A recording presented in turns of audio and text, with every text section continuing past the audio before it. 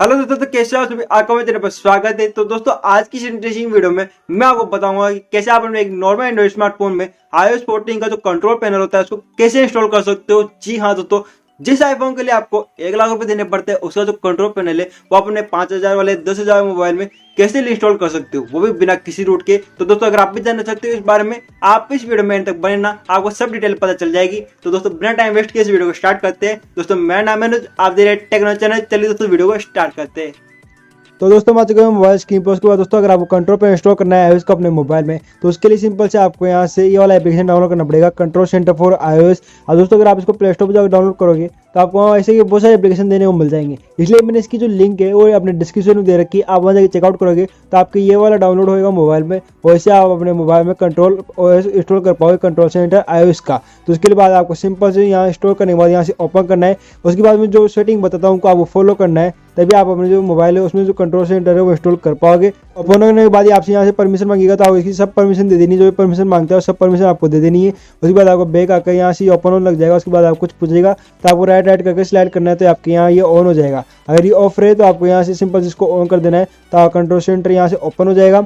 उसके बाद दोस्तों अब यहाँ पे आपको इतने सारे ऑप्शन देने को मिल जाते हैं जिनको आप अपने हिसाब से कस्टमाइज कर सकते हो। मान लीजिए अगर आपको साइज करनी है तो आपको साइज पे क्लिक करना है, तो आपको यहाँ साइज देने को मिल जाएगी। साइज पे क्लिक करके आप साइज भी एडजस्ट कर सकते हो यहाँ से कि आपको कितनी साइज चाहिए इस कंट्रोल पैनल की। आप देख सकते हो यहाँ पर आपको आइकन देने को मिल रहा है कंट्रोल पैनल का, तो यहाँ पर आप साइज सिलेक्ट कर सकते हो कितना बड़ा आपको चाहिए, कौन सा कलर चाहिए, सब आप यहाँ पे सिलेक्ट कर पाओगे, वो जो कि आपको बहुत सी बात देने को मिलती है।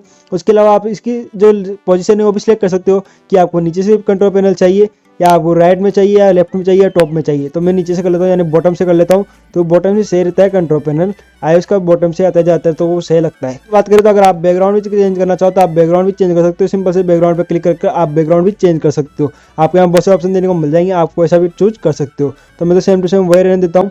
उसके अलावा अगर आपको उसमें म्यूजिक वगैरह प्ले करना है तो म्यूजिक कंट्रोल पे जैसे क्लिक करोगे उसके बाद आपके ऑप्शन देने को मिल जाता है चूज म्यूजिक प्लेयर। तो आप इस पर क्लिक करके जो अपना म्यूजिक प्लेयर है उसको चूज कर लेना है। तो मैं यहाँ से म्यूजिक प्लेयर चूज कर लिया।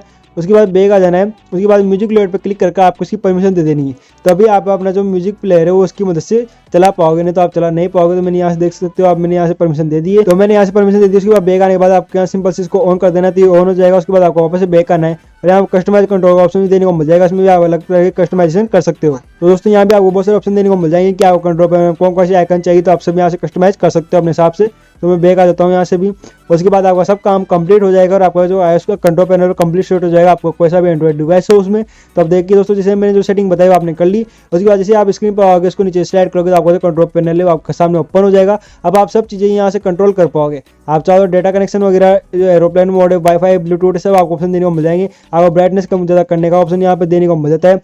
सिंपल से आपको नीचे स्लाइड करना है। जैसे आप नीचे स्लाइड करोगे तो आपको कंट्रोल पैनल ऑन हो जाएगा। आप म्यूजिक कम ज़्यादा भी यहाँ से कर पाओगे। फ्लैश लाइट वगैरह सब यहाँ एडजस्ट कर सकते हो। उसके अलावा स्क्रीन टाइम आउट वगैरह सब आपको यहाँ देने को मिल जाता है, तो आप अपने हिसाब से देख सकते हो। तो दोस्तों यही थी एप्लीकेशन जिसकी मदद से आप अपने मोबाइल में iOS का कंट्रोल पैनल इंस्टॉल कर सकते हो।